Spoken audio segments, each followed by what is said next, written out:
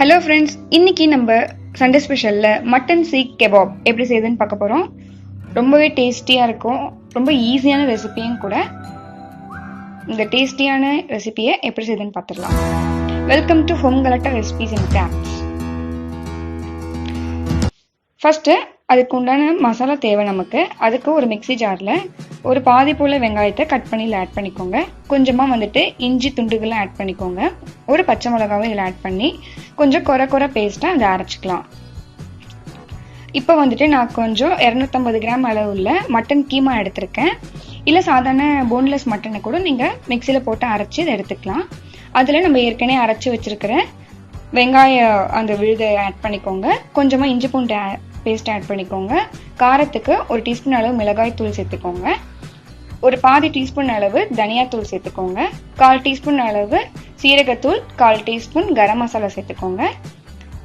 ஒரு 1/4 டீஸ்பூன் அளவு மஞ்சள் தூள் சேர்த்துக்கோங்க. இன்னும் கொஞ்சம் எக்ஸ்ட்ரா ஸ்பைசிக்காக ஒரு டேபிள் ஸ்பூன் அளவு நான் மிளகுத்தூள் ஆட் பண்ணியிருக்கேன். அப்புறம் தேவைக்கு ஏற்ப உப்பு ஆட் பண்ணிக்கோங்க. கொஞ்சமாக கசூரி மெத்தியும் ஆட் பண்ணியிருக்கேன். இதில் நல்லா ஃப்ரெஷ்ஷான கொத்தமல்லி தழையும் நல்லா சின்னதாக கட் பண்ணி இதில் ஆட் பண்ணிக்கோங்க. இப்போ நம்ம ஆட் பண்ணது எல்லாத்தையும் மட்டனோட சேர்த்து நல்லா மிக்ஸ் பண்ணி எடுத்துக்கலாம். நீங்கள் நல்ல காரம் சாப்பிடுவீங்கன்னா இன்னும் கொஞ்சம் எக்ஸ்ட்ராவாக மிளகாய்த்தூள் ஆட் பண்ணிக்கோங்க. இல்லைன்னா காரம் கம்மியாக சாப்பிட்றது மாதிரி இருந்துச்சுன்னா மிளகுத்தூளை பாதியாக குறைச்சிக்கோங்க. இப்போ இது எல்லாமே ரெடியாக இருக்குது. இதில் ஒரு பாதி போல் லெமனை நல்லா பிழிஞ்சு விட்டுக்கலாம். பிழிஞ்சு விட்டுட்டு எல்லாத்தையும் நல்லா மிக்ஸ் பண்ணி வச்சுக்கோங்க. ஒரு 10 இருந்து அரை மணி நேரம் வரைக்கும் இது கொஞ்சம் மேரினேட் ஆச்சுன்னா இன்னும் டேஸ்டியாக இருக்கும். இது எல்லாத்தையும் நல்லா மிக்ஸ் பண்ணிவிட்டு நான் ஒரு 15 மினிட்ஸ் மேரினேட் பண்ணி எடுத்துக்கிறேன். இதை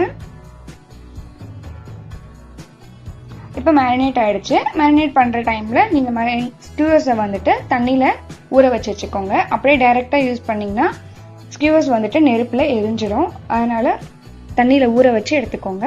கையை ஈரம் பண்ணிட்டு எடுத்தீங்கன்னா கையில் ஒட்டாமல் வரும். இல்லை எண்ணெய் கூட நீங்கள் கையில் தடவிக்கலாம். அந்த மாதிரி கொஞ்சமாக எடுத்து உருண்டை பிடிச்சிட்டு இந்த மாதிரி ஸ்கியூஸ் அது உள்ள விட்டு நல்லா அழுத்தி விட்டிங்கன்னா நல்லா உங்களுக்கு அழகான ஷேப்பில் கிடச்சிடும். ரொம்ப லூஸாக இருக்க மாதிரி இருந்துச்சுன்னா இதில் கொஞ்சமாக கார்ன்ஃப்ளவர் மாவு ஆட் பண்ணிக்கோங்க.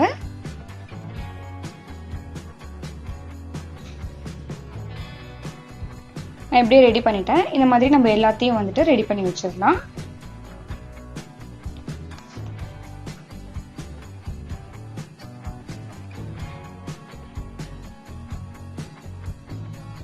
இந்த மாதிரி ஸ்கியூவர்ஸ் இல்லைன்னா நீங்கள் கட்லெட் மாதிரி அழகாக தட்டி நீங்கள் தோசைக்கல்ல வச்சு கூட நீங்கள் வேக வச்சு எடுக்கலாம். நல்லாயிருக்கும். அதுவும் பேட்டிஸ் மாதிரி ரெடி ஆகிடும். அதை நீங்கள் பர்கர்லாம் வச்சு நடுவில் சாப்பிட்டா கூட ரொம்பவே டேஸ்டியாக இருக்கும். இந்த மாதிரி எல்லா ஸ்கியூவர்ஸும் இப்போ ரெடியாக இருக்குது. நான் இன்னைக்கு அவனில் செய்ய போகிறேன். அவனை 200 டிகிரி செல்சியஸ்க்கு ப்ரீ ஹீட் பண்ணி வச்சுருக்கேன் ஆல்ரெடி.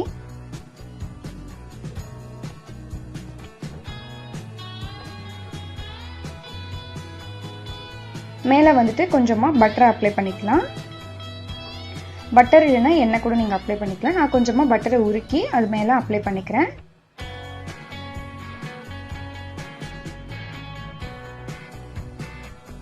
இதை ஒரு 25 நிமிஷம் நம்ம அவனில் வச்சு எடுக்கணும். ஒரு 15 மினிட்ஸ் கழிச்சு நீங்கள் இந்த மாதிரி எடுத்துட்டு திருப்பி விட்டு திருப்பியும் கொஞ்சமாக பட்டரை தடவிக்கோங்க.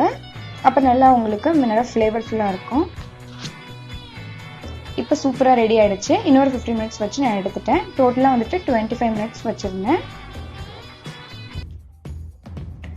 ரொம்பவே சூப்பராக இருக்குது. இந்த மாதிரி ஒரு ஃபோக் வச்சு எடுத்தீங்கன்னா அழகாக வந்துடும். இல்லை நீங்கள் அப்படியே கூட சர்வ் பண்ணலாம்.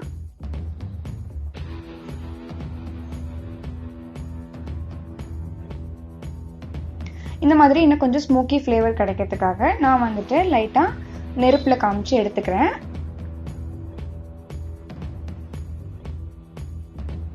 இப்போ நம்ம பிளேட்டிங் டைம் வந்துருச்சு. அழகாக இதை சர்வ் பண்ணிடலாம். இது கூட நான் மின்ட் சட்னி ரெடி பண்ணியிருக்கேன். ரொம்பவே டேஸ்டியாக இருக்கும். லாஸ்ட்டாக கொஞ்சமாக சாட் மசாலா இது மேலே தூவிக்கிட்டிங்கன்னா இன்னவே ஃப்ளேவர்ஃபுல்லாக இருக்கும், டேஸ்டியாகவும் இருக்கும். இந்த ரெசிபியை கண்டிப்பாக ட்ரை பண்ணி பாருங்கள். ரொம்ப ஈஸியான ரெசிபி. ட்ரை பண்ணிட்டு எப்படி இருந்துச்சுன்னு மறக்காம கீழே கமெண்ட்ல சொல்லுங்க. நம்ம சேனலை என்ன சப்ஸ்கிரைப் பண்ணலன்னா கீழே இருக்கிற சப்ஸ்கிரைப் பட்டனை அழுத்திக்கோங்க. பக்கத்துல இருக்க பெல் ஐக்கானை கிளிக் பண்ணிக்கோங்க. அப்பதான் நான் போடுற வீடியோஸ் உடனே உங்களுக்கு நோட்டிபிகேஷன் பார்ல வரும். அறுசுவை உணவு உண்ணுவோம், ஆரோக்கியமாக வாழ்வோம். தேங்க்யூ.